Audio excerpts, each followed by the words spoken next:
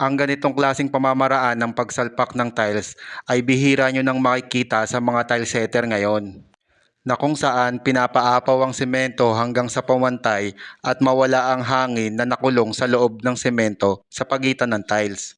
Kaya karamihan ngayon ay hindi na ginagawa ang ganitong pamamaraan dahil sa ito ay mabagal gawin at makalat pa. Kaya ang madalas nyong makikita na pamamaraan na ginagamit ng karamihan ay yung tinatawag na dry pack, na kung saan mabilis itong isalpak ang tiles at hindi pa makalat. Ngunit magkagayunman, ang ganitong pamamaraan na kung saan pinapaapaw ang semento ay sadyang napaka-epektibo.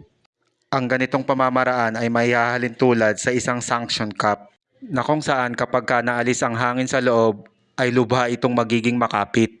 Kung ikukumpara sa ibang pamamaraan ng pagsalpak ng tiles, ang ganitong klase ng pamamaraan ang masasabi ko na isa sa pinakamagandang estilo sa pagsalpak ng tiles. Base na rin sa aming karanasan, ang mga sinalpak naming tiles na ilang dekada na ang nakalipas ay hanggang ngayon ay nakakapit pa rin. Kumupas na lamang ang tiles ngunit nananatili pa rin nakakapit. At kahit pa hanggang ngayon ay ganitong pamamaraan pa rin ang ating ginagamit sa tuwing magsasalpak tayo ng mga tiles.